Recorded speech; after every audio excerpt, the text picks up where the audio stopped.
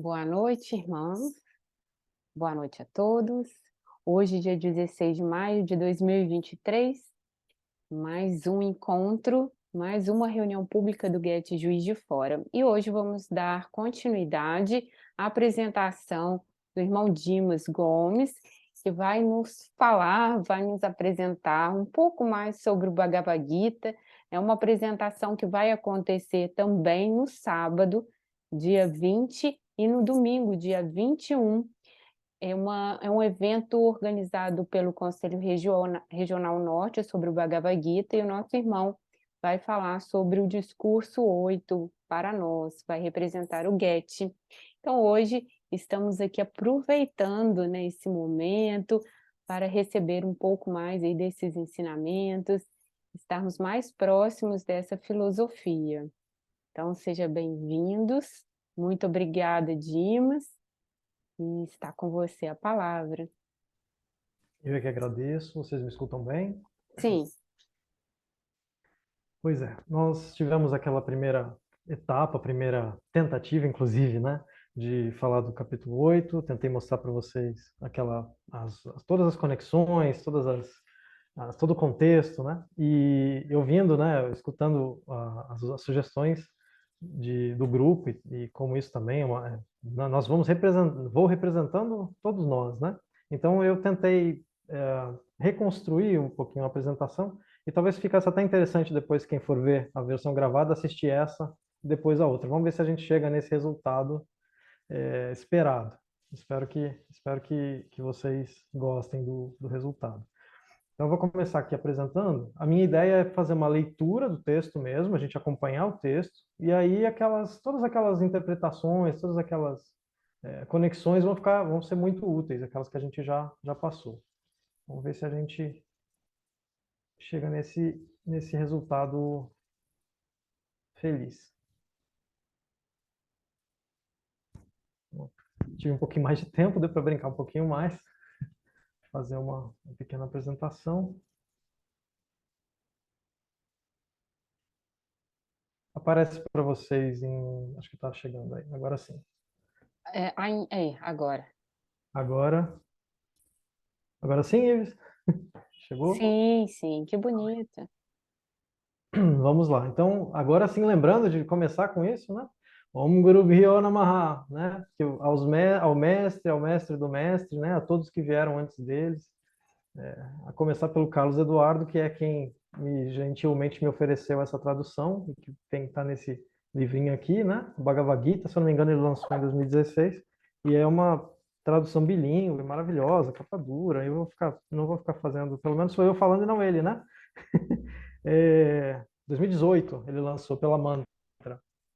Então, eu acho, enfim, essa tradução que nós vamos utilizar.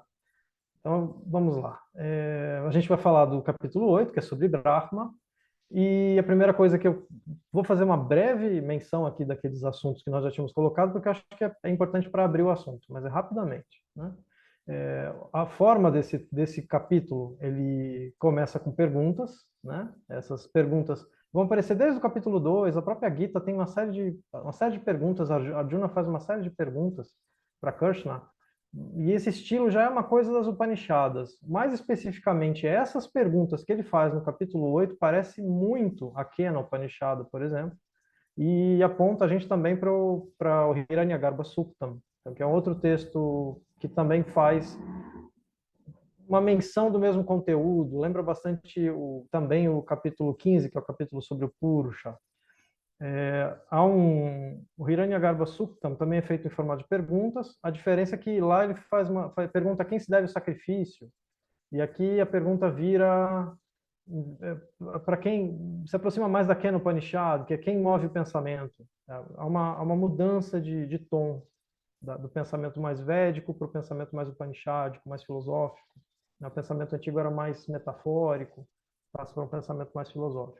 Então, a tradição das Upanishads ela aparece muito presente nesse formato, só nessa estrutura de fazer perguntas e responder essas perguntas, né? Upanishad significa estar em volta em volta, ao redor, seja do mestre, seja de uma fogueira. E essas perguntas lembram muito o conteúdo das Upanishadas. A própria Bhagavad Gita se chama de Upanishad, no finalzinho a gente vê isso. Ela mesma se autodenomina Upanishad, apesar de ser um texto diferente, ela já é um texto épico, ela já não é um texto clássico, por assim dizer, da época das Upanishadas. Ela é um pouquinho diferente, mas ela mesma se autodenomina uma Upanishad. Então, as duas coisas que eu gostaria de citar, né, de enfatizar nessa apresentação, é a natureza do Purusha, que não é especificamente desse capítulo, seria o capítulo 15, mas que Krishna já introduz o assunto aqui para amarrar esse assunto com a natureza de Brahma, para fazer essa conexão entre o Espírito Supremo, que é o Adi Atma, com com o Purusha. Ele abre o assunto do Purusha, por assim dizer. E o outro tema muito importante é a natureza do homem. E por isso, já no título, essa caracterização já se coloca, mas a gente vai entrando já falei um pouquinho na outra apresentação sobre isso, né? Akshara significa indestrutível, é um dos apelidos de Brahma, que é identificado diretamente com o Om. Mas isso a gente vai explicar aos poucos. Então, eu queria primeiro fazer aqui, mostrar onde o capítulo 8 está, que é uma coisa que eu esqueci de fazer, que eu acho super importante, para a gente perceber para onde o livro está indo, né? Primeiro, Arjuna, muito nessa batalha que está prestes a acontecer, Arjuna está muito triste, está muito desesperado, né? Sem esperança, e aí se constrói essa explicação do que é o que é a renúncia, ou o que é a ação, a importância da ação, o que seria a renúncia, a ação, o renunciamento, todos esses assuntos vão aparecendo, que é mais ou menos uma construção sobre o que é o yoga para a Gita, né? E sempre falando daquilo que o indivíduo deve fazer, né? Não tentando salvar um dharma coletivo, mas tentando realizar o próprio dharma, o dharma do indivíduo. Então, o texto vai caminhando para esse assunto. Ele vai falando do si mesmo, do Svadharma, ou do Svarupam, que é o Dharma de si, o Dharma de si mesmo, e cai, de repente, nesse assunto, né? Brahma. O que Brahma tem a ver com o resto, né? É uma divindade da Trimurti, não são três deuses, Brahma, Vishnu, Shiva. O que isso tem a ver com o que ele estava vindo falando do renunciamento, da importância da ação, né? Da ação de acordo com a verdade? Qual a relação disso com a diferença entre conhecimento intelectual e conhecimento vivencial, que é o capítulo 7, certo? O conhecimento vivencial é aquele que é de acordo com a intuição, né? Então, Prajna, a intuição, e esse conhecimento vivencial produz vidya, que é sabedoria. É diferente de Utarka, que é o conhecimento racional. Não é disso que o capítulo, não é sobre o conhecimento intelectual que a Gita está falando, é sobre o conhecimento vivencial, é sobre a experiência, sobre a sabedoria que se adquire na experiência, na vida, na prática. E aí, de repente, parece que cai de paraquedas um capítulo sobre Brahma. Qual é a conexão entre Brahma, quem é esse Brahma, né? Primeira pergunta que a Arjuna faz, quem é esse Brahma? Mas do nada ele pergunta isso, né? E o tal da sabedoria que se adquire na prática. Qual é a relação desses assuntos? Por que esse capítulo está colocado nessa posição? É quase na minha opinião, é quase o ponto alto da Gita, um ponto muito importante da Gita. E aí ele passa a falar da sabedoria dos reis, no próximo capítulo, que a gente pode entrar no mérito em outro momento, mas é basicamente a noção de que, de fato, a Gita se insere como um conteúdo iniciático. Os príncipes eram aqueles que recebiam iniciação. Então, a Gita funciona como uma espécie de iniciação. Então, esse ponto alto do capítulo 8 é, digamos assim, um dos momentos iniciáticos do livro, quando ele apresenta a natureza de Brahma, esse eu por trás do universo, que é o eu em cada um dos seres. Então, esse capítulo está aqui por um motivo muito específico, né? E aí a gente vai caminhar até o capítulo 15, que é para falar do Purusha, que é esse eu por trás do universo, que todos nós somos nós, né? E aí ele vai levando o livro até o fim, falando do renunciamento, da liberação, e encerra falando sobre a própria renúncia à liberação. Então, acho que, só para, né, colocar aqui o resto da localização dos capítulos, rapidamente, para vocês só piscarem, né? Só darem uma olhadinha rápida, isso que eu estava explicando sobre a segunda parte. Então, mais ou menos para vocês, estava faltando essa localização. O capítulo ajuda a interpretar o capítulo e a entender o que ele significa. Tá bem? Vamos em frente. Então, é assim que o capítulo abre, não é? Arjuna disse: o que é esse Brahma? O que é o espírito do si mesmo? O que é a ação ritual? Ó Purushottama! E o que é ensinado sobre a natureza dos elementos? O que se diz que é a divindade mais importante?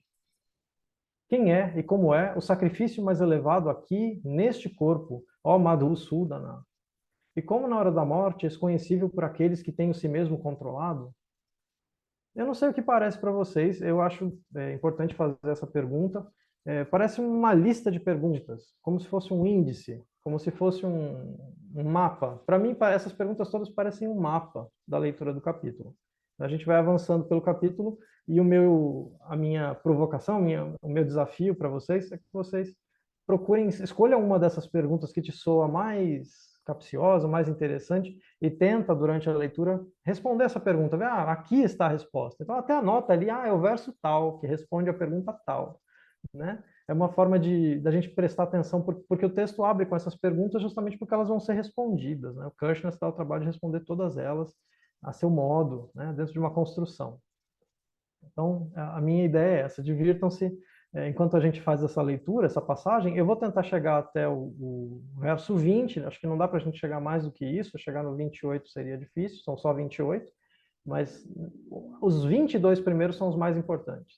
Os finais, eles são algo que tem mais a ver com a própria estrutura da Gita, de falar sobre o contexto da Gita, né? Sobre a liberação de um modo mais geral. Então vamos lá. Tendo essas perguntas que parecem, como eu disse, desconexas, né? Elas não parecem muito conectadas, elas parecem meio colocadas a esmo. A gente vai fazer essa leitura do texto. Vamos ver o que o texto nos diz ele mesmo, por si mesmo, né? Eu só vou separar algumas para ficar mais claro, né? O que é esse Brahma? Na verdade, a pergunta correta é o que é. A pergunta de Arjuna é o que é esse Brahma? Quem é o Adhyatma, o espírito do si mesmo, né? O espírito mais elevado, o Atma mais elevado. O que é karma? E aí ele chama Krishna, o Arjuna chama Krishna de Purushottama, quer dizer, a pessoa mais elevada. E chamando ele de Purushottama, ele pergunta, e os Adhibhutam, que são os elementos, são as coisas da natureza. É uma referência ao pensamento Sankhya. A natureza é composta de elementos. Como a gente no Ocidente fala em água, terra, fogo, essa é a forma como, a palavra que eles usam para explicar essa relação de elementos.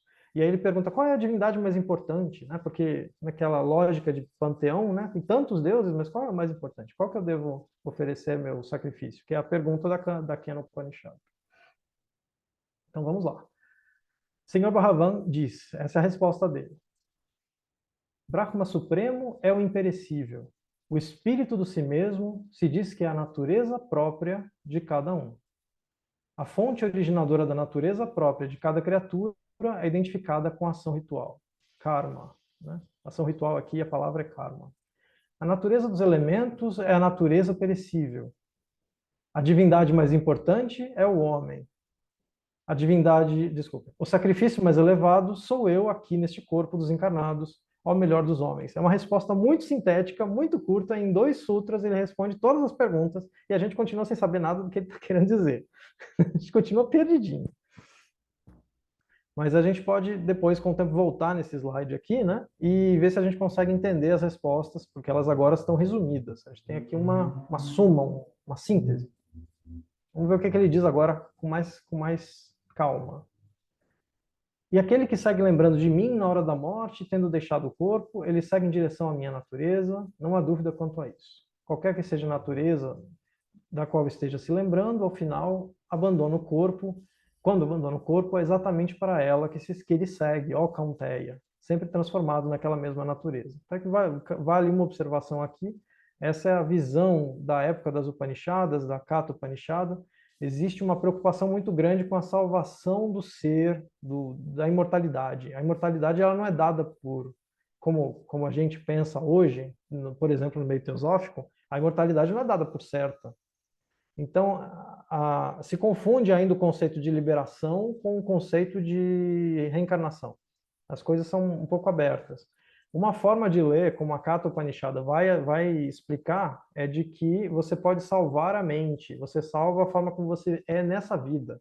E aí, então, lembrando de, né, aqui, digamos assim, se a gente falasse da forma da Gita sem prestar atenção no que está falando, lembrando de Deus, né, lembrando de Krishna, se fosse essa a interpretação mais correta, que não é, mas lembrando então do si mesmo, lembrando do Atma, ou lembrando daquilo que há de mais profundo, mais divino na gente, é possível a liberação. É uma liberação no fim da vida. Essa é uma noção muito comum na época das Upanishadas, 2.000 anos, 2.500 anos atrás.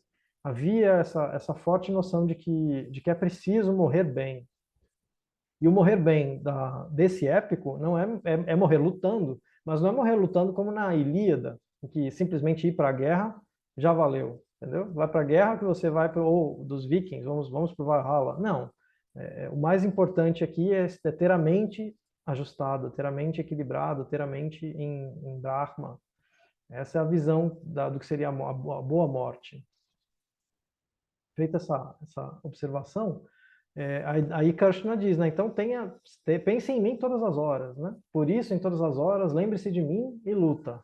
Com a mente e inteligência fixadas em mim, virás a minha pena, sem dúvida. Evocando minha lembrança em sua mente, com uma consciência que não se desvia, por estar ajustada disciplinadamente pelo yoga, ele vai ao homem, Purusha, né? Vai ao Purusha, divino supremo, ó Partha.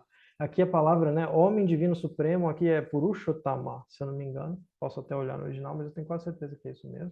Então, é o divino, a pessoa divina, a pessoa suprema. Que, como a gente vai ver, a gente vai saber quem é. Calma, a gente vai aos poucos.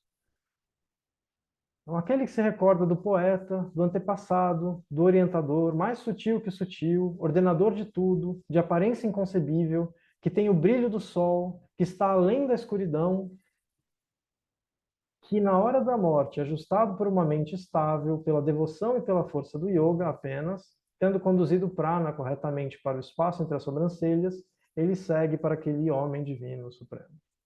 Então, aqui ele faz uma construção interessante, né? Ele pede para se lembrar do Kaviri, do poeta, que na verdade é o autor do Rigveda. Então, é lembrar do antepassado, de certa maneira. Se faz essa distinção de poeta e antepassado, mas é quase um sinônimo aqui. Então, é o orientador aqui, provavelmente a palavra é Shishya, tem que olhar no original, mas é uma das palavras para professor. Então, mais sutil que o sutil, e aqui nós temos uma referência ao Ishvara, que a gente muito discreta, né? Pode-se pensar que é uma referência ao Purusha. É mais ou menos a mesma coisa, nesse contexto.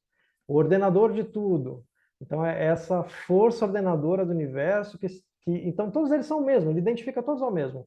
E isso a Patanjali vai explicar com muita clareza. Mas aqui não dá para pegar, não dá para perceber. Mas o nome aqui, a palavra, quem é esse guru dos antepassados? Que também é um antepassado e que também é o ordenador de tudo, que de certa maneira é o próprio tem o brilho do sol, é o Hiranyagarbha, né? É o que tem o ventre dourado. O próprio, todos eles são o mesmo, eles são todos identificados. O antepassado é o mesmo que escreveu o Rigveda, que eram os antepassados dos indianos, né? É o mesmo que o Ishvara, que é essa figura que é chamado por Patanjali de guru dos antigos, que é o Hiranyagarbha, ou seja, Barhaspati, aquele que é o professor dos Devas. Então ele é a mesma pessoa. Não, ele, né, é bem o pensamento do yoga. Tudo é um. Não existe distinção entre o escritor, aquele que foi lá e escreveu o Kaviri, o poeta que escreveu o Rigveda, de Ishvara ou de Brahma. São todos um só. Né? São todos um só. Então, que na hora da morte, ajustado por uma mente estável, pela devoção e pela força do yoga apenas, tendo conduzido o prana corretamente para o espaço entre as sobrancelhas, ele segue para aquele homem divino supremo. E aqui a gente tem uma observação sobre o prana, mas eu não vou entrar no mérito. É uma forma de falar do yoga, né? De falar sobre a condução da mente, a elevação da mente. E aí a gente chega no Om, né? Aquela sílaba que os conhecedores dos Vedas falam, na qual entram os ascetas livres de desejos, que pela vontade de obtê-la adotam a conduta brahmacharya. Essa palavra eu te explicarei por completo. Então ele vai dizer aqui, aquele que observa a conduta que conduz a Brahma. Brahmacharya é aquele que conduz a Brahma. Ou seja, é aquele que tem uma vida espiritual, aquele que estabelece uma vida espiritual. E como é que ele estabelece uma vida espiritual? Recitando o mantra Om, em suma, né? Então, os yogis pronunciam, recitam o mantra Om. Ele vai explicar, né? Tendo controlado todas as portas, mais uma referência aqui ao yoga, né? E a passagem das 9 portas está lá no capítulo 5, que se diz que o corpo é a cidade das 9 portas, né? 9 orifícios, é uma forma metafórica de falar do corpo. Mas a ideia é que o mais importante para dizer não tem nada de abrir chakra nessa história, muito pelo contrário, o yoga é a ideia de fechar as portas e não de abrir as portas. Isso fica muito claro, faço questão de dizer isso, né? Fugindo completamente do contexto, mas a importância é que o yoga não tem nada de abrir, é tudo fechar. A ideia é exatamente o contrário, é se encastelar-se, é buscar o centro do ser, o centro do centro, certo? Essa é a ideia que está por trás desse trecho aqui. Então, tendo controlado todas as portas e tendo recolhido a mente no coração, tendo colocado o próprio prana no topo da cabeça, permanecendo na sustentação, dharana, do yoga, pronunciando Brahma em uma sílaba, o Om, lembrando-se de mim, aquele que segue assim, abandonando o corpo, vai para o caminho supremo. Aquele que com a mente constantemente focada, sempre se lembra de mim, para esse yogi que está sempre ajustado, eu sou fácil de encontrar, ó Partha. Mas aí a gente tem que fazer aquela correção, né? Todo mundo está entendendo. Começa a ler o texto desse jeito, parece que ele está falando de mim. Esse mim aqui é uma divindade exterior, é um deus. Não é nada disso, né? O Krishna está assumindo uma postura, está assumindo a postura do coração. É como se o coração estivesse falando, o coração do indivíduo. É o que há de divino dentro do indivíduo que está falando. Ele assume a postura de hierofante, né? Já que esse texto é uma iniciação, ele assume a postura de hierofante e como hierofante, ele fala, né? O coração fala para o indivíduo. Portanto, lembrar-se de mim aqui é lembrar-se do coração, não é lembrar de uma divindade exterior. Essa interpretação é muito fraca. Inclusive no próprio capítulo da Bhakti, que é o capítulo específico sobre isso, a gente pode desmontar essa interpretação de devocional com muita facilidade. Eu não faço isso por respeito. Mas é importante entender aqui o que ele realmente quer dizer. O texto quer dizer. A minha preocupação é essa. Né? Dizer o que o texto quer dizer de acordo com o texto. Tendo vindo a mim, aqueles que têm o si mesmo grandioso, Mahatma, não padecem mais do renascimento, esta residência impermanente de sofrimento, pois chegaram à mais elevada perfeição. Os mundos, desde a morada de Brahma, retornam novamente. Os mundos, desde a morada de Brahma, retornam novamente, ó Arjuna. Tendo vindo a mim, no entanto, ó Arjuna, não existe mais renascimento. Então ele está fazendo uma associação aqui entre a criação dos mundos, que são os dias de Brahma, ou as criações do universo, com os renascimentos do ser humano. Então, a gente volta para o mundo e o mundo também volta a existir. Né? As duas coisas estão meio que conectadas. Então, mas continuando falando sobre os dias e noites de Brahma. Aqueles que sabem que um dia de Brahma dura 1000 yugas e a noite 1000 yugas, essas pessoas conhecem o dia e a noite. Do imanifestado surgem todas as coisas manifestadas na chegada do dia. Na chegada da noite, lá mesmo se dissolvem todas as coisas naquilo que é chamado de imanifestado. Então ele está estabelecendo essa relação que há o que há manifestado e o imanifestado. Seriam as criações. Né? Essa mesma multidão de criaturas, tendo surgido repetidas vezes, se dissolve na chegada da noite, sem opção ou Partha, para ser criada novamente na chegada do dia. Então, ele está falando das pessoas que não atingem a liberação, seria essa a ideia. Tem outros trechos da Gita que são mais claros a esse respeito. Além desse imanifestado, que aqui Brahma, né? Porém, há uma outra, ou a natureza imanifestada, para ser mais correto, né? Há uma outra natureza eterna e manifestada que, mesmo na destruição de todas as criaturas, não é destruído. Então, existe alguma coisa que sobrevive à destruição do universo. O imanifestado é chamado indestrutível, Akshara. Dizem que ele é o caminho supremo. Eu acho que é o Taramarga aqui, a expressão. Que tendo sido alcançado, não mais retornam os que ali chegaram. Essa é a minha morada suprema. Então, a morada suprema de Krishna que está fazendo o discurso, né? É Brahma, que é o Akshara, que é indestrutível. Digamos assim, é o castelo de Brahma, é a casa de Brahma, ou Brahmaloka, né? É o mundo de Brahma. Esse é o homem supremo, o Purusha, aqui a palavra aparece. A palavra Purusha significa pessoa, literalmente. Ó, Partha, alcançado pela devoção e por nenhum outro meio, em cujo interior o mundo. Esse interior aqui, bom, eu vou ler e depois eu explico, gente, que essa é mais complicada. Esse é o homem, o Purusha, é o homem supremo, ó Partha, alcançado pela devoção e por nenhum outro meio, em cujo interior se alojam as criaturas, e por meio do qual todo este mundo foi estendido.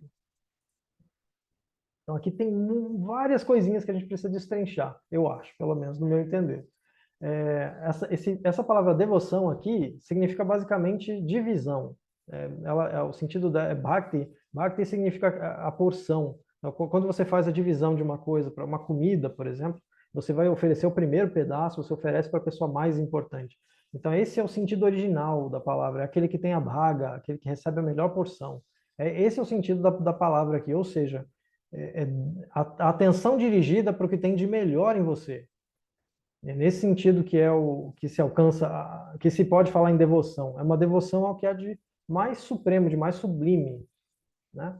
E não é uma devoção exterior, não é uma devoção a um indivíduo exterior. A Gita não dá a entender isso, mesmo no capítulo sobre a Bhakti.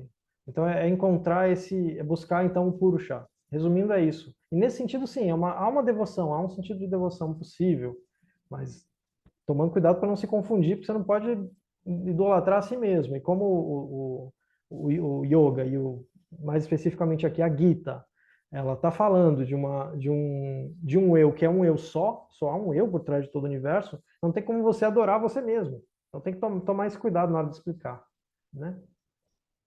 E aí, o interior, que está aparecendo aqui, em cujo interior, isso tem a ver com a compreensão upanishádica de como o mundo foi criado. Então, segue aqui um mito que também é védico, que é o mito do Purusha, que é esse ser cósmico, esse ser que é associado à figura de Narayana, que é então um homem cósmico infinito, que ele descansa sobre uma serpente, que é Ananta, que é o próprio infinito.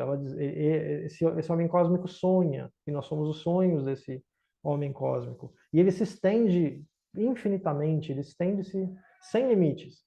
E ele é tão grande, ele é tão comprido, vamos dizer assim, que ele dá a volta no próprio infinito e aparece no universo. Essa volta que ele dá é a matéria, é o mundo material, é o mundo manifestado. Então a expressão usada aqui é um mundo estendido, é um mundo que se estende para além do infinito. Essa extensão para além do infinito, que se fala que se estende 9 dedos, ou dependendo do texto, 10 dedos, ele se estende para além do infinito e isso produz a natureza, isso cria a natureza material, a realidade. Então, por isso essa expressão. Isso aparece na Katha Upanishad, isso aparece na Chandogya. A referência aqui, muito provavelmente, de falar de mundo estendido, é provavelmente da Chandogya, porque a Chandogya que vai falar dessa questão. E o sacrifício também aparece um pouquinho por causa desse texto. Então, é uma referência ao Purusha aqui, no seu contexto original das Upanishads. Se vocês quiserem parar por aqui e tentar responder aquelas perguntas, não sei se vocês se sentem agora aparelhados para tentar responder aquelas primeiras perguntas, a gente pode tentar conversar um pouquinho e aí eu só vou encerrar com esse último slide, mas eu tenho os outros versos aqui, se vocês quiserem continuar. Basicamente, esse finalzinho aqui vai falar, como eu disse, da liberação para o yogi. Então, vai dizer assim, falarei agora sobre aquele momento no qual os yogis que nele morrem seguem um caminho sem retorno ou com retorno. Então, se a pessoa atinge a liberação, não volta mais. Se ela vive em Brahma, ou se ela não atinge a liberação, ela volta para o ciclo de encarnações. Essa é a ideia. Fogo, luz, dia, quinzena brilhante, 6 meses de trânsito do Sol pela metade norte do zodíaco. As pessoas que conhecem Brahma, se morrem nessas horas, vão a Brahma. Então ele oferece várias alternativas. Isso aqui é uma referência que vai ficar muito mais clara depois na literatura do Tantra. São, por exemplo, no Hatha Yoga Pradipika, são condições que se via na prática, na vida prática do yogi, que meditando ele percebia brilhos, reparava nas estrelas, por isso aqui a luz aqui não é qualquer luz, é Jyotisha, é o brilho das estrelas, né? A expressão dia aqui pode falar de dia de forma geral, dia e noite, mas muito claramente quer dizer brilho, dia brilhante, é a luminosidade do dia, né? É a experiência que a gente tem quando a gente faz uma meditação de manhã e vê o sol nascer, essa sensação positiva, por assim dizer. Então, quinzena brilhante tem mais ou menos esse mesmo contexto. Então, são todas condições preparatórias para que a gente hoje em dia chamaria vulgarmente de iluminação. E ele vai continuar descrevendo, né? Se vocês quiserem, a gente pode continuar vendo e ir até o fim do texto, mas eu acho que mais por aí a gente já fez uma leitura completa da parte mais, assim, do suco da Gita, e eu espero que tenha feito um pouquinho mais de sentido aquilo que eu tinha falado na semana passada. E aí agora eu vou pedir que vocês se manifestem um pouquinho, se vocês querem tentar responder aquelas perguntas, a gente volta naquela lista de perguntas, se vocês querem entender alguma das coisas que eu falei, fiquem à vontade.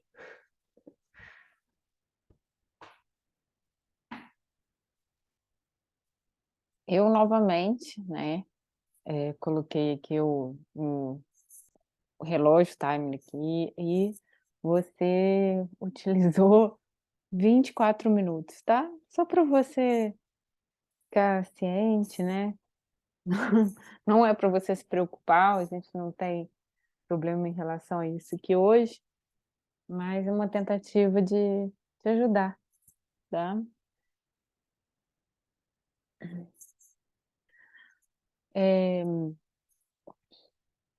Gostei muito, o Dimas, desse formato de apresentação, principalmente por você ter colocado essas frases, essas perguntas em destaque. E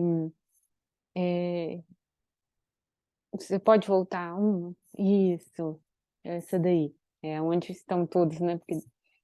Então, eu não sei, assim, na verdade, você ainda teria, assim, um tempo. É claro que a gente está fazendo aqui uma reunião do GET, uma reunião pública, mas também tem como objetivo, né, você se sentir à vontade para essa apresentação de sábado. Eu, assim, antes de passar a palavra para os nossos irmãos e até eu mesmo fazer uma pergunta, eu te convido a você utilizar esse tempo ainda, de 4 a 6 minutos, né, para fazer às vezes um fechamento, ou você mesmo voltar nessas perguntas, talvez fechar com essas perguntas, né, que achei super legal você trazer, despertou meu interesse, eu realmente fiquei buscando no texto, tá?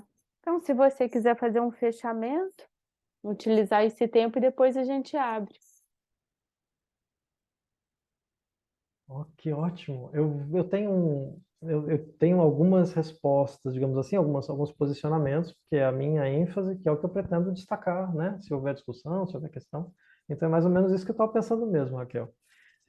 Eu acho que o mais importante desse texto é essa questão da associação Terion e Brahma, que é uma comunicação direta, uma conversa direta com a Mandukya Upanishad, porque o texto, como eu estava dizendo, vou mostrar para vocês no outro slide, no slide da localização.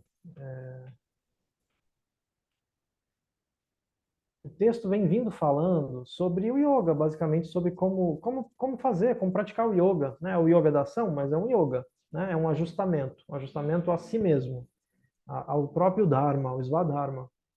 Então, o capítulo 5 vai falar do renunciamento, certo? Renunciar aos resultados das ações. Não fazer as ações como elas devem, como se você se preocupasse com elas, mas renunciando aos resultados. É a única maneira de escapar do sofrimento, é, é estar disposto a renunciar aos resultados das ações, certo? É o controle de si mesmo, então é o ajustamento de si mesmo, o capítulo 6. O capítulo 7 vai falar sobre o conhecimento importante, que é aquele que se adquire pela prática, obtendo, portanto, a sabedoria. E aí, de repente, aparece o capítulo 8 sobre Brahma.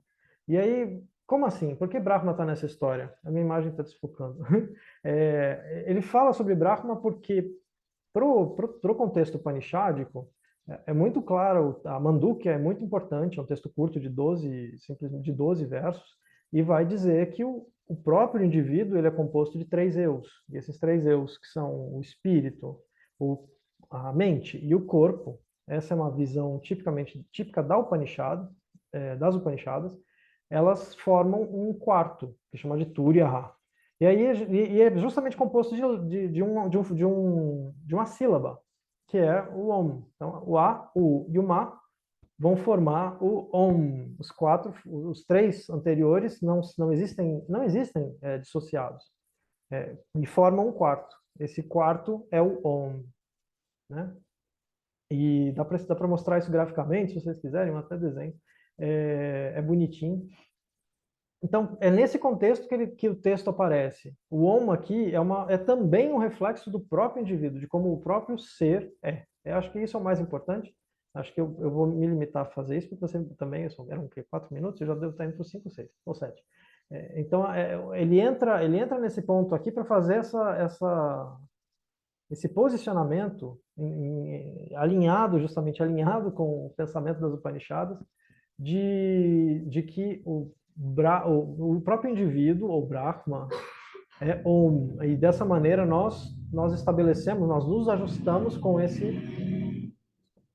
esse ajustamento se dá quando nós juntamos todos esses elementos da nossa estrutura. E isso estar, digamos assim, de acordo com Brahma, isso é estar de acordo com o pé na verdade, né? Porque Brahma também é associado à verdade. Talvez eu não tenha dito isso suficiente, mas a verdade ela surge do ser, né? Satyam. A verdade ela surge do ser. E dizer a verdade, se você for por exemplo, o texto está inserido no Mahabharata, né? E qualquer coisa que é dita no Mahabharata tem que acontecer, né? Isso é muito legal, muito engraçado. Tem uma série de passagens absurdas, né? Em que alguém tem a cena do próprio Arjuna, ele é obrigado a casar ele mais os 10 irmãos dele com a mesma mulher, porque ele ganhou a esposa num jogo, numa disputa de arco, e ele chega para a mãe dele, que está de costas, e diz: olha, mãe, o que eu trouxe, o que eu ganhei, né? Olha o que eu ganhei, ele trouxe uma princesa de volta.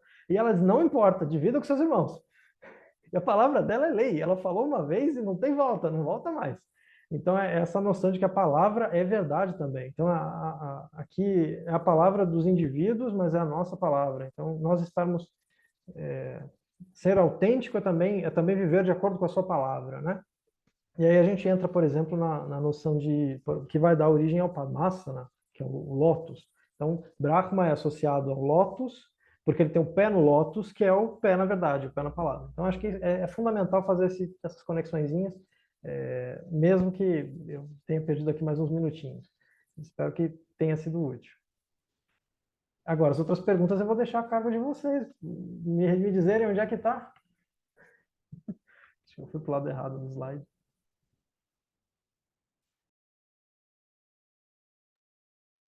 Então, agora a gente pode abrir, né, para as perguntas, comentários, reflexões.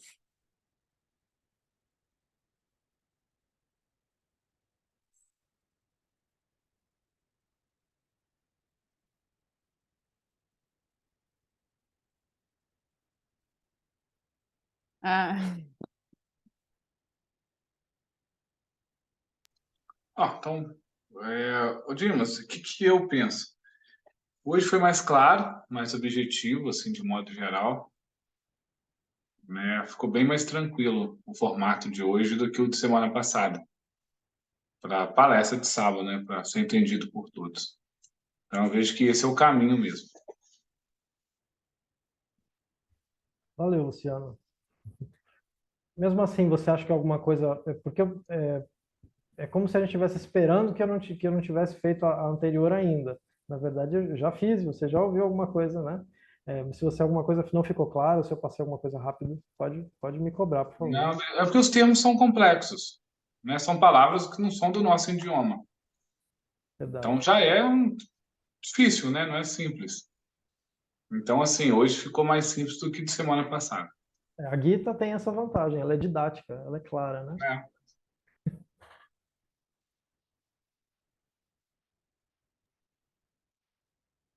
não sei se alguém vai fazer um comentário, mas eu gostaria de pedir a sua atenção, Dimas, nessa pergunta aqui, nessa última. E como na hora da morte és conhecível por aqueles que têm o si mesmo controlado? certo? Vamos lá. E também tem uma Upanishad que fala sobre a morte. Qual que é? É a Katha Upanishad? Exatamente, a É. Katha Upanishad. Então, o texto aqui está fazendo uma referência à Katha Upanishad. Talvez seja uma leitura, na minha opinião, um pouquinho leiga da Katha Upanishad, com todo respeito à Gita. É uma leitura, digamos, mais popular da Katha Upanishad, mas é exatamente isso, é uma referência à Katha Upanishad.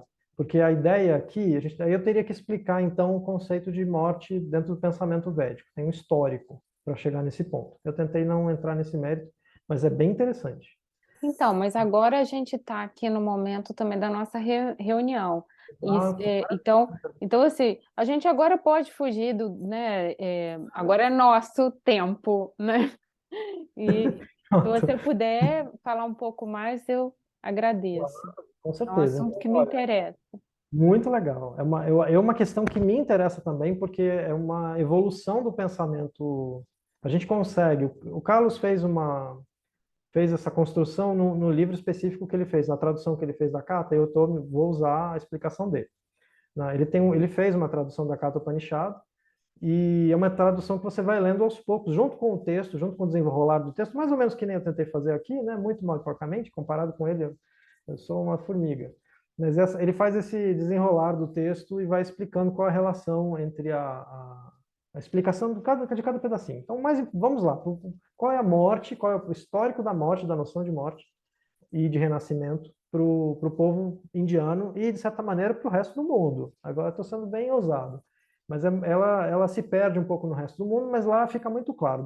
Dá para encontrar nos textos, porque o Ayurveda tem mais de 5.000 anos, então a gente consegue construir esse caminho. Primeiro, havia uma noção de que haviam esses seres que eram imortais, são os devas, né? Se constrói essa noção de que os devas e os asuras eram imortais, mas essa imortalidade deles também era uma imortalidade alcançada pelo sacrifício. Primeiro houve um sacrifício inicial, que não se conversa muito, especialmente na época do Ayurveda, isso não aparece. Tem alguns textos, como o sacrifício do Purusha.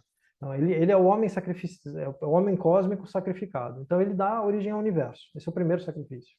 Né? Como o Ives fez questão de marcar na última reunião, esse sacrifício é um sacrifício. Tudo que é sacrifício para o pensamento indiano é sagrado. É da própria natureza do Purusha se sacrificar. E aí isso cria um universo que é repleto de destruição. Ele se constrói, se destrói, é totalmente... ele não é firme, ele não se sustenta, ele está sempre se desconstruindo. Então os seres humanos se veem diante da morte. O grande medo é a morte. E se veem diante dessas criaturas que eles chamam de devas, ou de asuras, que são as criaturas do dia e da noite, que são eternos. E aí como é que eu mantenho essas criaturas vivas? Eu faço sacrifícios. Então se oferece aos deuses e isso lhes concede imortalidade. Em certo sentido, os deuses são dependentes da gente. A gente precisa lembrar que eles existem. Se a gente esquecer que Thor existe mesmo como mito, ele some, ele desaparece, ele perde a vida. A vida dos deuses depende de nós, né? É um conceito bem teúrgico de vida. Então, esses seres imortais, a eles se pede, nos Vedas, se pede que eles nos concedam a imortalidade. Então, isso está no histórico dos Vedas. Então, primeiro se reconhece a imortalidade dos deuses, depois se pede novas encarnações. A que eu possa voltar novamente, que eu tenha uma nova oportunidade. Esse pedido aparece nos textos dos Vedas. Já no Ayurveda eles aparecem. Que eu possa voltar novamente. Então começa a se construir a noção de que é possível ter uma outra vida. E com o tempo se constrói a noção de imortalidade. E essa imortalidade, que primeiro era uma dádiva, se pedia que se concedesse uma nova chance de voltar novamente ao mundo dos vivos, o que era uma bênção, vira uma maldição, porque você volta para o mundo dos vivos e vive esse mundo de sofrimento, essa vida de sofrimento, você não consegue mais sair dessa roda de samsara, como o Ives brincou no começo, né? Então você estabelece a noção de samsara, a noção de ciclo de encarnações como quase uma punição. Já que nós não conseguimos nos ajustar, já que nós fazemos um monte de bobagens, estamos sempre destruindo, estragando as coisas, já que nós não vivemos de acordo com o Dharma, nós reencarnamos. Então, aí se constrói a noção de salvação, finalmente, né? Isso levou mais de 2.000 anos, 2.500 anos de literatura, para se construir a noção de liberação, de moksha. Então, o pedido aqui é para que não se reencarne mais. E como é que se faz isso? A ideia da Katha Upanishad, que vai aparecer mais sutilmente nos outros textos, é de que a liberação se dá quando você consegue manter aquela última mente, já que existe um terceiro elemento, tem o corpo, tem o espírito e a mente. Então, quando você salva essa última mente, e não encarna mais. Essa é a noção que a Katha Upanishad oferece. Então, ele pergunta, existe então, portanto, essa noção de que conhecendo o Brahma no momento da morte, você tendo uma boa morte, você não volta mais, não retorna mais. Eu acho que, não sei se eu consegui satisfazer a sua pergunta. Acho que talvez não tenha... Sim, sim. Mas agora você pode ir lá onde ele responde? Só para a gente ler também. No finalzinho.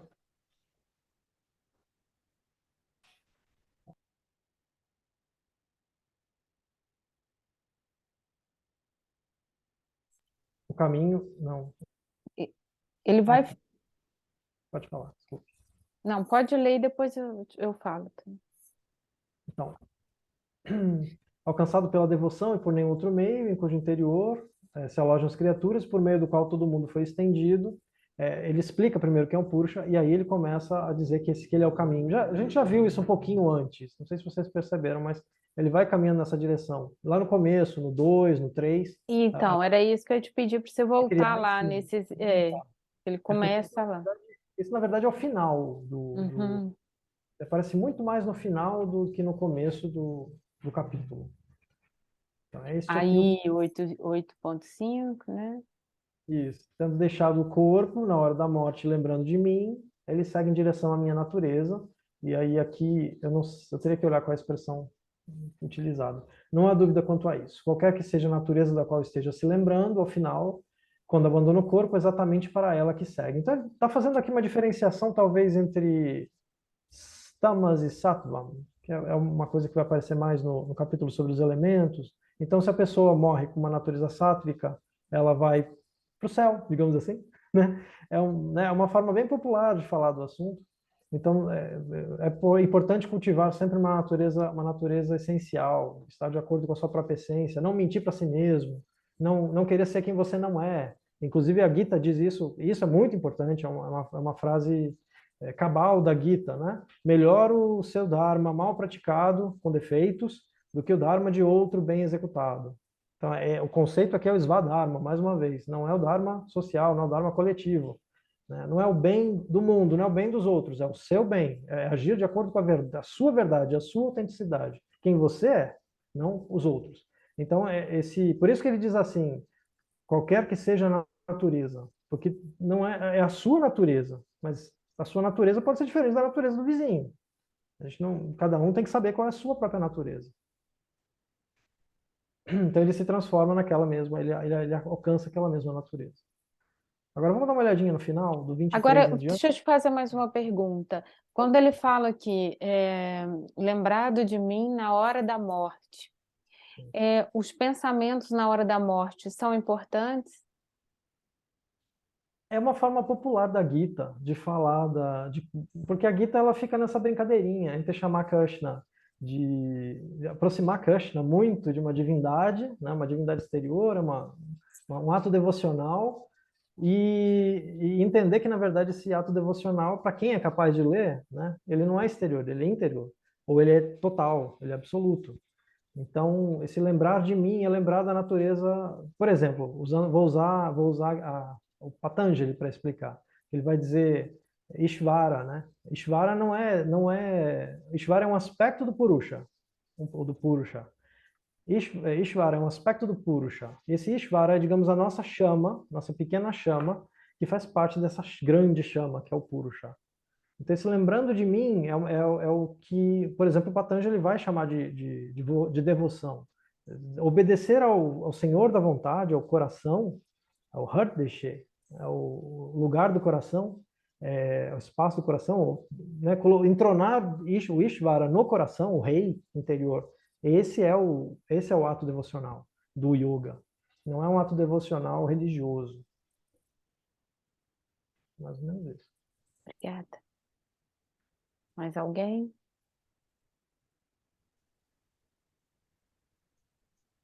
Zé Jorge, por favor. Oi, tudo bem, né? Boa noite, irmãos. Boa noite. Obrigado aí, Dimas. A coisa tá muito bonita, tá muito interessante. Tem muitos anos que eu li o Bhagavad Gita, muitos anos mesmo. Inclusive, na minha mudança, ele ficou na casa da minha mãe. Eu nem pude, eu não tive tempo de ir lá essa semana. Não pude apanhar. Mas uma coisazinha, você falou aí, você está comentando aí a respeito desse aspecto devocional, estar sempre pensando, né, no Krishna. Quando o Raul Seixas aproveitou um trecho, aí na música Gita, né? Ele aproveitou um trecho onde ele fala que é tudo, né? Tá, eu sou a luz das estrelas, eu sou a cor do lar, eu sou as coisas da vida, eu sou o medo de amar.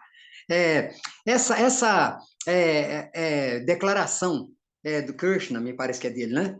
Tem muitos anos que eu li, eu posso até estar enganado. Mas quando ele fala isso, estaria essa colocação estaria nesse aspecto de você ver ele em todas as situações e coisas, no material e no imaterial, para que você esteja realmente sempre pensando nele.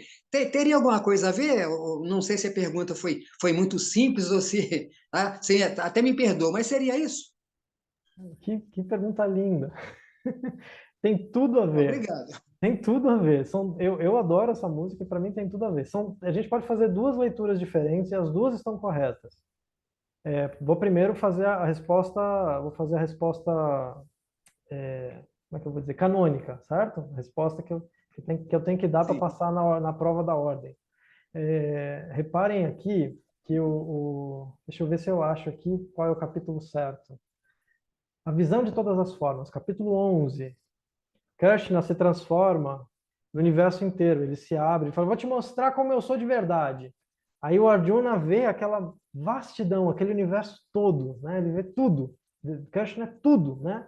Ele é devorador, inclusive, devorador dos mundos, ele é o destruidor dos mundos, né? Aparece aquela frase famosa que infelizmente foi parar na boca do Oppenheimer, né? Na criação da bomba atômica. Para mim, infelizmente, né? Eu sou o destruidor dos mundos, né? Então, essa noção de Krishna gigantesco, né? Que atravessa todo o universo, dá volta, essa é uma noção do Purusha. Mas, enfim, ele assume essa feição assustadora, que é a feição do Rudra, né?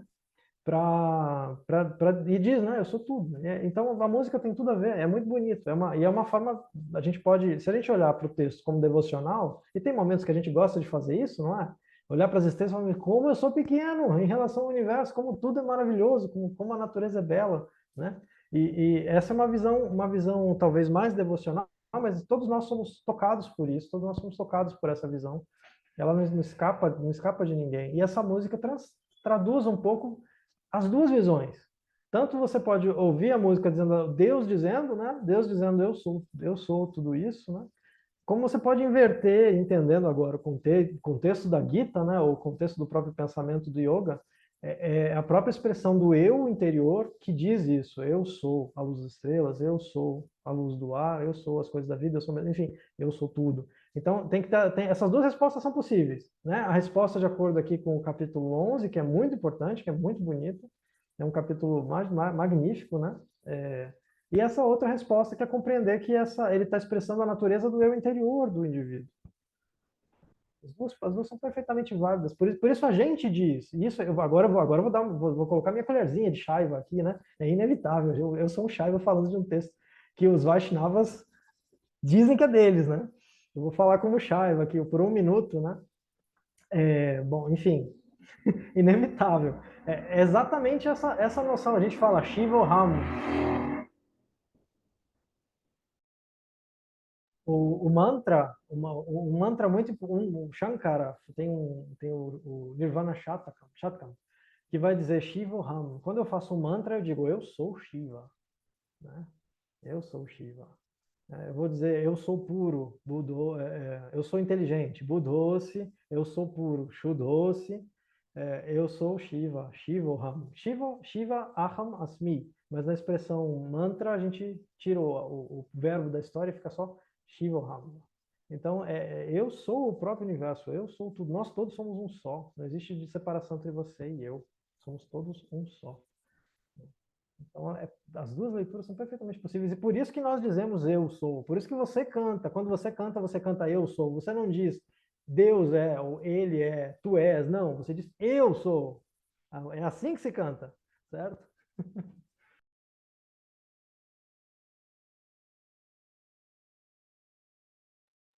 Obrigado, Dimas. Lu, Eu? você quer fazer alguma pergunta?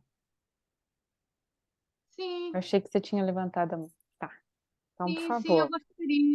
gostaria. Ô, Dimas, é, todo essa literatura do Bhagavad Gita, né, a poesia, né, a dimensão de consciência que ela traz para a gente, é a evolução da consciência, não é? Dos três aspectos. Explica melhor, Luciano, os três aspectos da consciência. Quais são? Sim, e Brahma, Shiva e Vishnu. Tá, vamos lá. Na verdade, essa construção dos três, Brahma, Vishnu e Shiva, é uma construção tardia e artificial. Tá? Isso não corresponde a quase nada de muito útil na literatura sânscrita. Isso foi construído depois numa tentativa de acomodar todo mundo, uma tentativa política de acomodar algumas discrepâncias que nem são tão importantes no pensamento indiano. Como eu disse, um Vaishnava consegue ler um texto Shaiva, um Shaiva consegue ler um texto Vaishnava. Essa distinção ela é muito pequena. Inclusive, o mais importante, se você for, né, hoje em dia pensar, o Shaivismo, o Shaktismo, o Vaishnavismo, seriam as três correntes mais fortes. Brahma nunca aparece como divindade. Ele não é uma divindade. Ele é uma construção, uma forma de falar do eu interior. Ele é uma forma de superar uma visão de uma determinada época, superar uma época de ritualismo. Então, ele não é nem uma divindade, não faz nem sentido. Alguém foi lá e falou, agora que nós temos essa figura de Brahma, vamos grudar o Shiva e o Vishnu nessa figura, para a gente ter todo mundo vira uma religião só, está todo mundo feliz. Então, ela não é muito útil, mas a gente pode tentar entender a sua pergunta, eu posso brincar com usar a sua pergunta para falar de outra coisa, mas seria um outro capítulo que é esse capítulo 14, a discriminação das três qualidades. Então, todos nós vivemos um pouco em tamas, um pouco em rajas e um pouco em sattva. Tamas é um momento de inércia, seja um momento de agitação, seja um momento de torpor, de paralisia. Então, quando a gente está muito agitado, não consegue parar, a gente, né? O carro desgovernado. Ou quando a gente está muito parado e não faz nada, né? A gente está em tamas, que é o estado pesado, das coisas pesadas. Depois o rajas, que é a mente agitada, mas é uma mente que não tem controle, que não tem foco. E o estado mais elevado, que é o estado do ser, em que a gente encontra tranquilidade. Tá? Então, nós três vivemos cada hora num desses estados. Então, a Gita vai dizer, o que a gente tem que fazer é buscar o sattva, buscar sempre sattva. E aí tem a ver com o que a gente come, tem a ver com com o que a gente fala, com quem a gente conversa, com o que a gente tem dentro da nossa cabeça. Mais ou menos o que a gente estava falando na outra reunião, lembra? Né? Depende do que a gente tem dentro da nossa cabeça. E aí a gente já pode aproveitar aquelas frases sobre prana, que acho que elas são boas. Por exemplo, aqui, já que a gente está falando desse capítulo em particular, deixa eu ver se eu acho uma delas aqui, que é quando ele faz esse tipo de citação nesse capítulo, né, esse tipo de referência nesse capítulo. Então aqui, ó, 8:11 no finalzinho. Tendo controlado todas as portas, tendo controlado a mente no coração, tendo colocado o próprio prana no topo da cabeça, permanecendo na sustentação dharana do yoga, aí pronunciando o Om, aquele que lembra-se de mim, e segue assim, abandonando o corpo, vai para o caminho supremo. Então aqui ele está fazendo uma referência já a essa lógica sáttvica, que o prana e o pensamento andam juntos. Então, o que você pensa é o que você é. É mais ou menos essa a ideia, né? Aqui não é o hábito que faz o monge, é o pensamento. O pensamento vira hábito e aí a gente vai se purificando, vai se limpando. Vai mais ou menos nessa direção. Todas as passagens que falam de prana é praticamente falando de pensamento. A gente pode ler desse jeito, fica muito melhor do que ficar lendo como respiração. Ajuda bastante a entender o que o texto realmente queria dizer.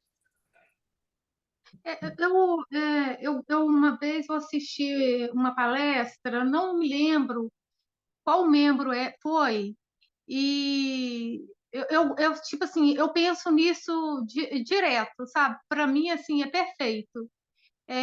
Igual, por exemplo, bebida, várias coisas, né? Que contamina a mente, porque a mente, né?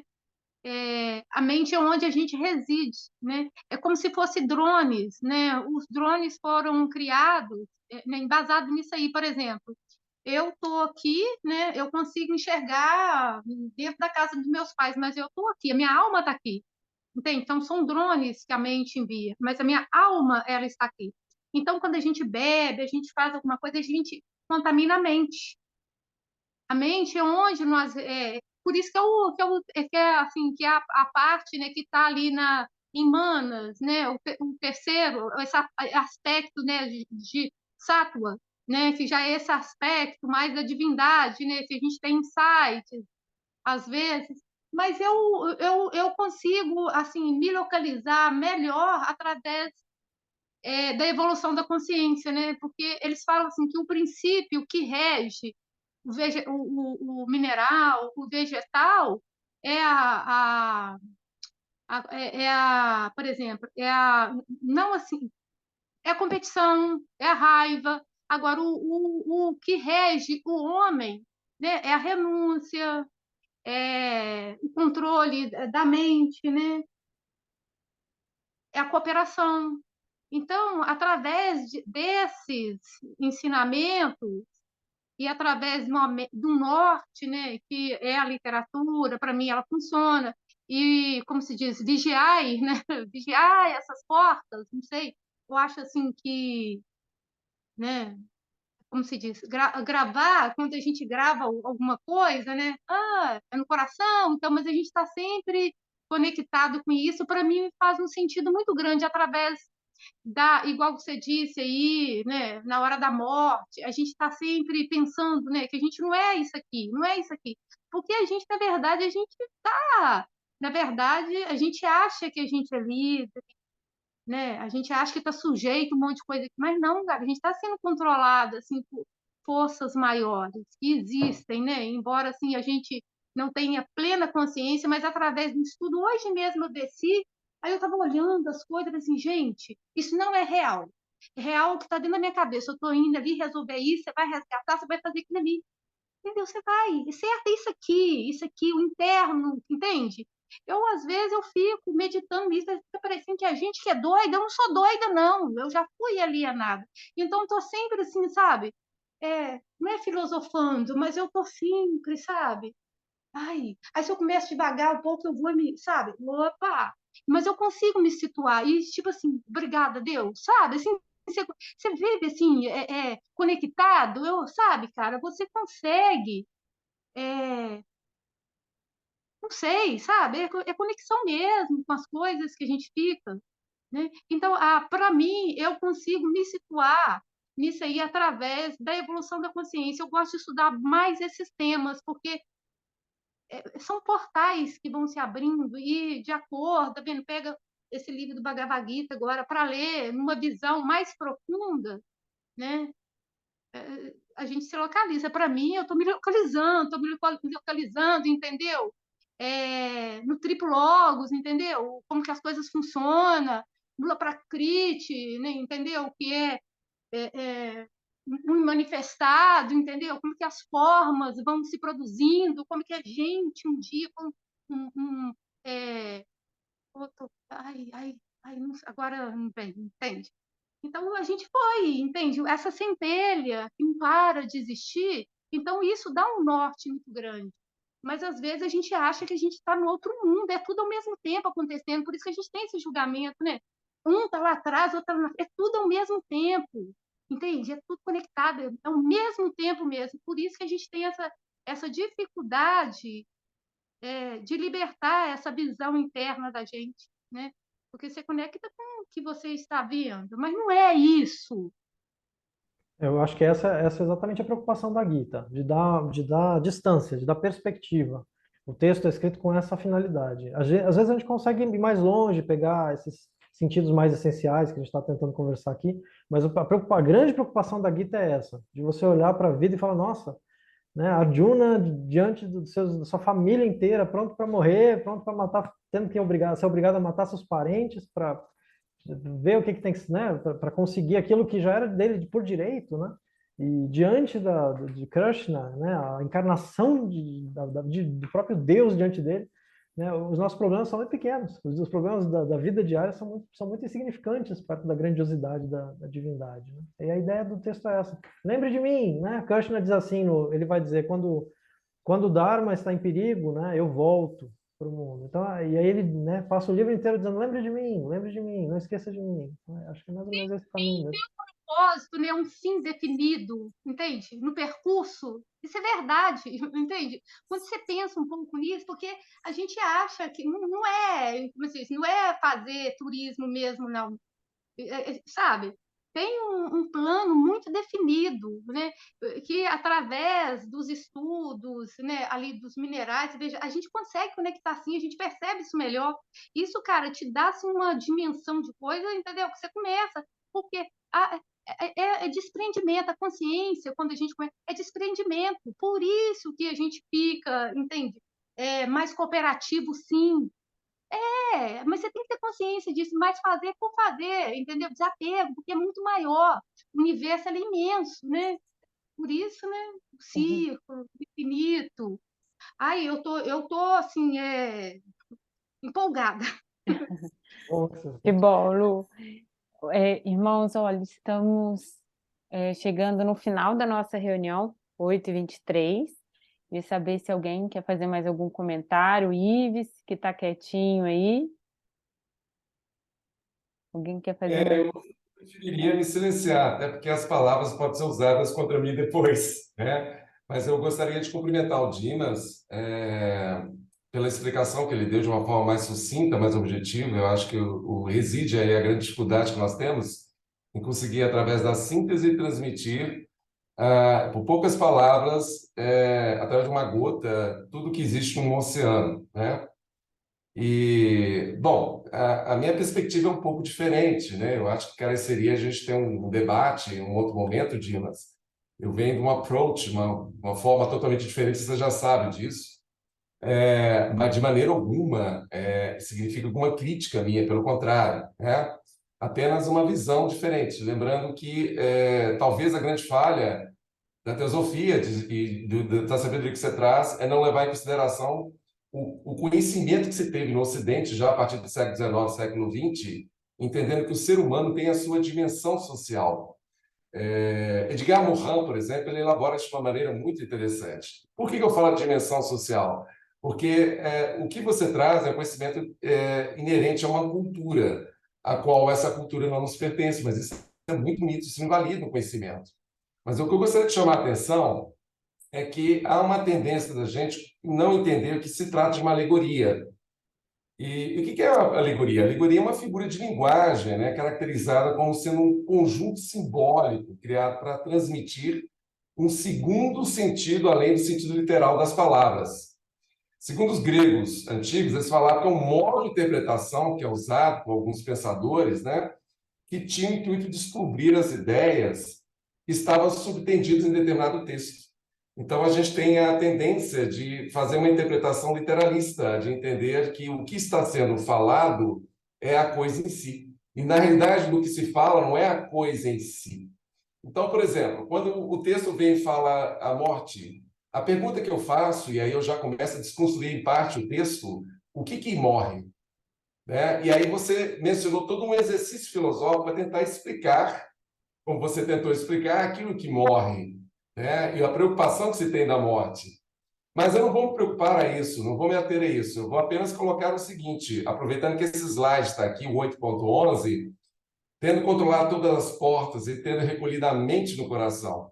Eu acho isso traz um simbolismo extremamente muito forte, muito poderoso, porque a mente elas tem que estar lastreada, fundada, enraizada no coração, para que sim a gente possa compreender o real significado que está por trás de palavras num texto de uma cultura exótica nossa, né, há milênios. Isso não quer dizer que esse texto ele não seja legítimo ou ele não queira apontar para a verdade, né? Mas é um texto extremamente lindo, que em outro momento eu gostaria realmente de ter um debate, né, tentando provocá-lo numa perspectiva mais desconstrutivista, né? A exemplo disso do que é que morre, quem é que morre, né? Mas eu quero cumprimentá-lo, Dimas, mais uma vez, pela sua capacidade de transmitir, né, em tão pouco tempo, algo extremamente complexo, grandioso.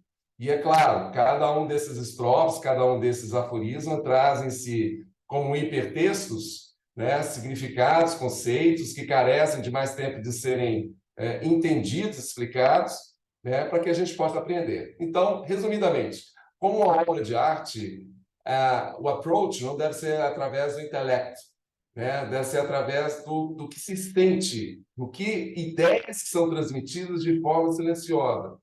Tal qual, por exemplo, uma experiência muito rica que eu tive em 2003, quando eu fui para Trancoso, e lá eu consegui ficar 30 dias desse livro, Chamados dos Upanishads, né? Eu acho que foi o barato maior que eu tive na minha vida é ficar debaixo de um coqueiro, em frente ao mar, uma praia deserta, lendo isso, né? Eu acho assim a experiência que eu tive no silêncio, né? Não procurando intelectualizar, não procurando entender o que cada uma daquelas palavras queria dizer, mas tentando apreender, né, um conjunto em toto, aquilo que tentava me mostrar, foi uma experiência incrível. Então, a poesia é capaz de transmitir isso. Então, eu entendo que esse texto, pela poesia, pela carga imagética que traz, extremamente rico. E você foi muito feliz, Dimas, em conseguir transmitir isso. Meus parabéns. Sua apresentação será exitosa e, como foi agora, inspirará muitas pessoas no sábado. Obrigado, tomara.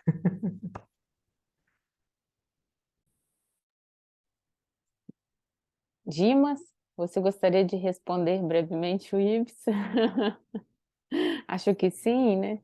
É quase impossível responder, mas muito, muito obrigado pelo comentário. Eu acho que o que eu posso falar em minha defesa é que a Gita, acho que ela tem esse caráter social, ela tem esse caráter popular, porque ela fala do que fazer na vida, né? Não é para ficar escondido no monastério, não é esse o objetivo da Gita. Então, acho que ela tenta responder essa questão. Diferente, por exemplo, talvez dos sutras. Os sutras são um pouquinho mais a única realidade que existe é a realidade interior, o mundo não existe, esqueça o mundo exterior, né? Vai embora, e pronto. A Gita não, a Gita tem essa finalidade popular mesmo. O que você vai fazer na prática? Você está precisando fazer alguma coisa, está com o dedo doendo, sua mãe está passando mal, o que você vai fazer? Você vai ficar olhando? Né? Acho que a Gita tem essa preocupação. Então, acho que não é completamente, o Oriente não é completamente avesso a essa forma de pensar. E a questão do que é que morre, eu tentei respeitar o contexto do livro. Não adianta eu tentar dar a minha opinião de hoje, não resolve. A gente consegue fazer outras interpretações, eu acho que essa interpretação evoluiu, o Tantra chegou numa interpretação mais consistente, mas não sei se escapa muito, não. Não sei se escapa muito dessa visão, não. É bom porque é uma visão, como você explicou, é uma visão alegórica, uma visão mítica, não tem como eu ficar falando daquilo que eu não vi do outro lado da porta. Então é o que eu posso fazer. Muito obrigado mais uma vez, Ives. Acho que é isso.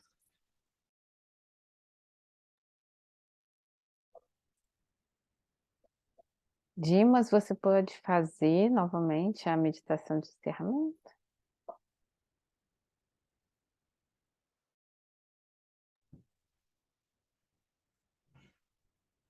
Então, irmãos, inspirados por esse texto maravilhoso, esse canto do próprio Bhagavan, do próprio Senhor, o Senhor da melhor parte, o Senhor que possui a melhor parte na partilha,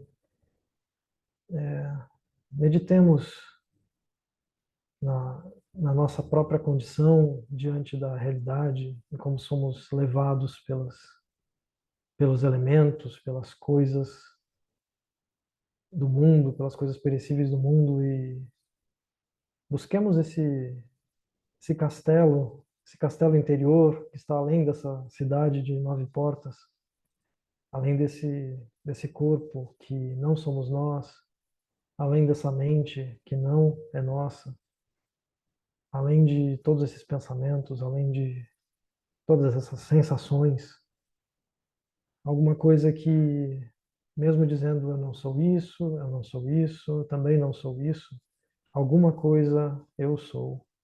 E todos nós somos esse mesmo ser, esse mesmo eu. Então, buscando esse topo desse castelo, esse centro desse castelo, esse trono sagrado, entronizemos esse ser no nosso coração. Vamos lembrar dele, recitando 3 vezes o mantra Om.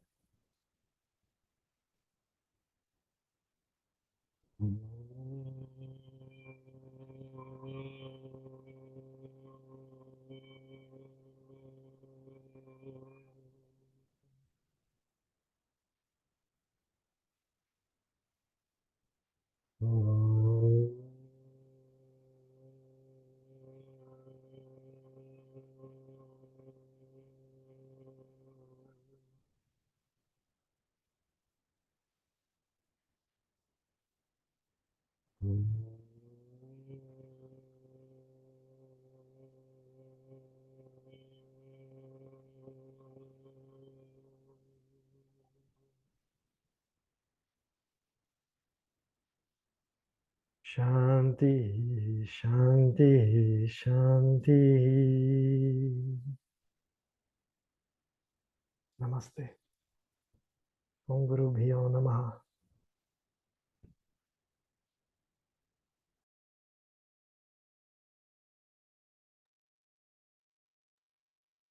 Então, Bravo, gratidão. Dimas. Muito obrigado mais uma vez. Obrigada, hein? Obrigada a todos, obrigada, Dimas. Então, encerramos a nossa reunião de hoje.